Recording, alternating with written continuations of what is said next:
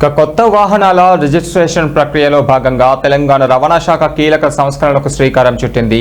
Showroom డీలర్లు handling ఛార్జీల పేరుతో చేస్తున్న అదనపు వసూళ్లకు అడ్డుకట్ట వేసేందుకు మొత్తం ప్రక్రియను ఆన్లైన్ చేసింది. ఇకపై వాహన రిజిస్ట్రేషన్ కోసం ఎలాంటి పత్రాలను భౌతికంగా ఆర్టీఏ కార్యాలయంలో సమర్పించాల్సిన అవసరం లేదని, అంతా ఆన్లైన్లోనే పూర్తి చేయాలని రవాణా శాఖ కమిషనర్ కె ఇలంబరిది ఉత్తర్వులు జారీ చేశారు.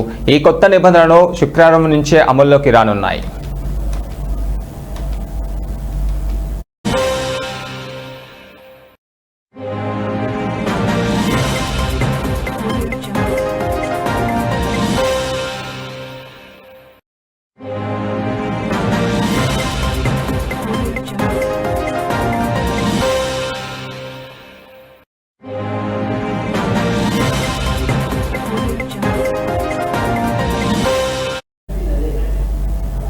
ఇక ఇప్పటి వరకు వాహన కొనుగోలుదారుల నుంచి రిజిస్ట్రేషన్ పేరుతో డీలర్లు అక్రమంగా డబ్బులు వసూలు చేస్తున్నట్లు పెద్ద ఎత్తున ఫిర్యాదులు అందాయి. బైకులకు 1000, కార్లకు 5000 వరకు అదనంగా వసూలు చేస్తున్నట్లుగా క్షేత్రస్థాయి విచారణలో తేలింది.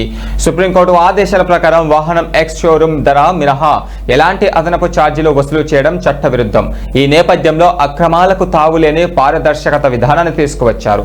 అయితే కొత్త విధానం ప్రకారం వాహన యాజమాని సంతకాలతో కూడిన ఫారం 20తో సహా అన్ని పత్రాలను డీలర్లు తమ లాగిన్ల ద్వారా స్కాన్ చేసి ఆన్లైన్లో అప్లోడ్ చేయాలి. మార్చి 13 నుంచి తాత్కాలిక రిజిస్ట్రేషన్ పొందిన వాహనాలకు సంబంధించిన భౌతిక పత్రాలను ఆర్టీఏ కార్యాలయం స్వీకరించవు.